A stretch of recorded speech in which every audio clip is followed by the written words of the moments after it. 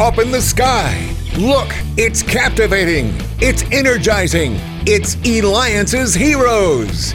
Eliances is the destination for entrepreneurs, investors, CEOs, inventors, leaders, celebrities, and startups, where our heroes in business align. Now, here's your host flying in, David Kogan, founder of Eliances. Yes, that's right. This is David Kogan again with the Eliances Heroes Show. And I'm so excited each and every week because we have the most amazing heroes, ones where we unlock secrets. They're building companies and doing so much more for the community. And thank you, too, by the way, for the feedback we continue to have from when we interviewed the president of United Healthcare. So make sure you go to Eliances.com, Eliances.com. So let's get started. First of all, so excited to have our next hero on. First of all, he's the founder of Mint.com.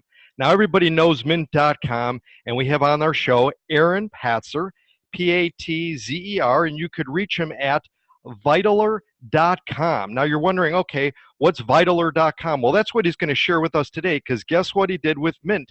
He ended up selling the company. In fact, Aaron, why don't you steal the thunder and tell us who you sold the company that you founded, Mint.com, to? Yeah, I sold Mint when I was 28 years old to Intuit for $170 million and found myself as an officer of a publicly traded 9,000 person company when I was probably 15 or 20 years younger than every other officer and a bit out of my depths. Is that like a shock to the system, though? Suddenly you're selling, 28 years old, you're selling it to everybody in the world knows Intuit, and here you are, $170 million that you sell it for. That's a huge accomplishment. What kind of emotions are you feeling? I was definitely shocked. I actually didn't realize what the conversation was going to be going into it. The CEO, he's still the CEO of Intuit, Brad Smith, invited me out to lunch, and he had seen some of the work we had done with personal finance education with teachers. We had, in the state of Ohio, approved personal finance as 2 or 3 math curriculum.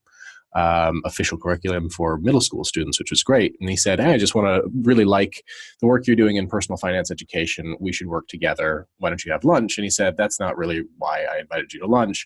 I want to buy your company. How's $100 million sound? And I was like, whoa, are we even doing that well? Because I can see all of the warts and I can see all of the things that I still want to correct.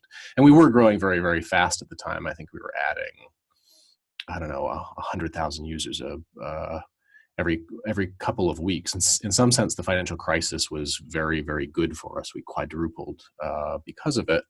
But I couldn't believe that he just came right out and said it. That's absolutely fun. I would have passed out.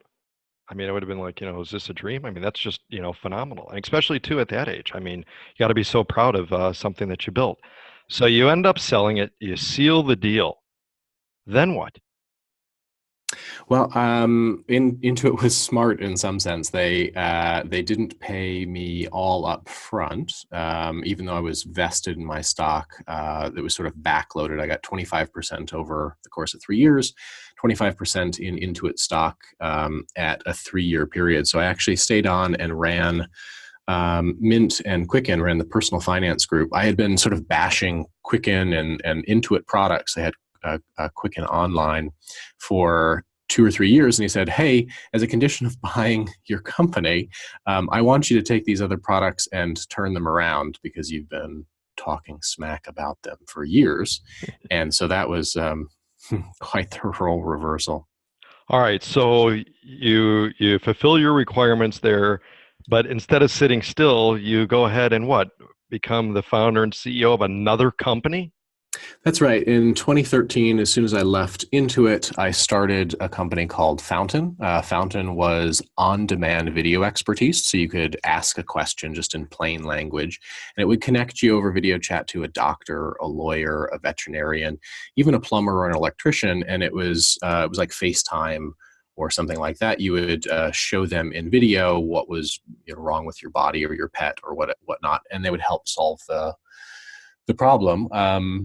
Did that for 2 years, sold that company, to a company in Seattle, and then actually moved to New Zealand, of all places. Wow. Well, I want to talk about what you're doing now because you're listening to me, David Kogan, host of the Eliances Hero Show. Make sure you go to Eliances.com. That's Eliances.com. It is the only place where entrepreneurs align. So make sure, again, you go to Eliances.com because we've got Aaron on, the founder of Mint.com, and it's upselling his company to Intuit.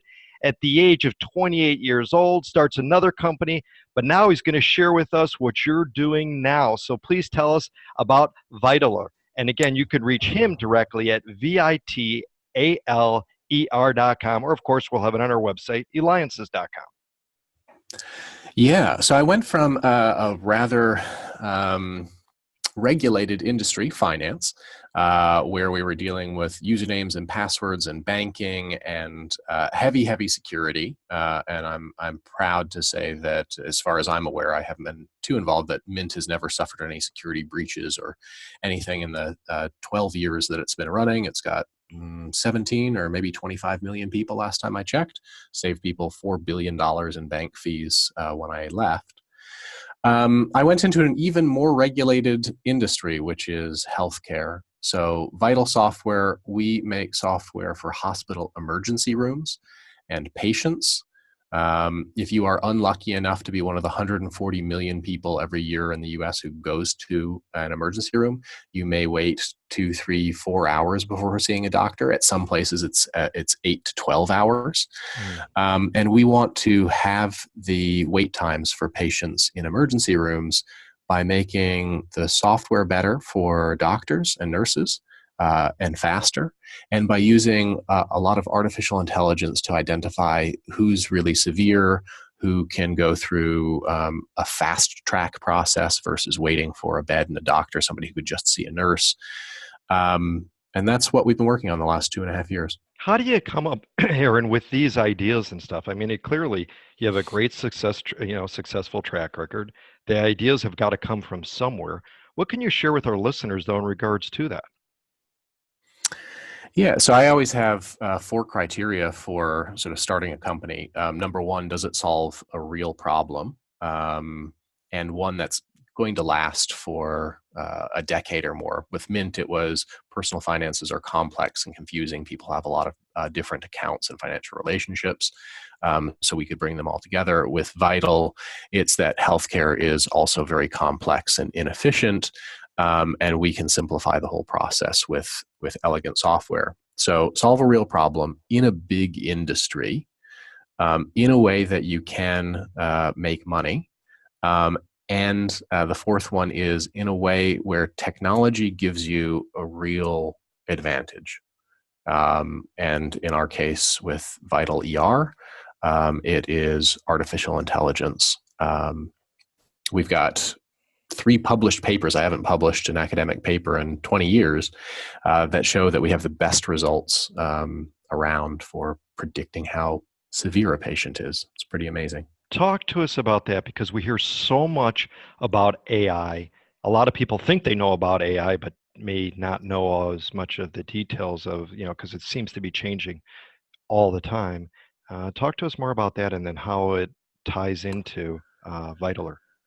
Yeah, there are 2 types of artificial intelligence. They're called supervised and unsupervised, but basically what the kind that is most commonly used and the kind that we largely use looks at what doctors and nurses have done in the past and basically says, in an automated way that you can do it 1,000 times a second, learn from what has been done in the past. And so it says, given these inputs, is somebody going to have to stay overnight in the hospital? Or given these inputs, are they severe or stable?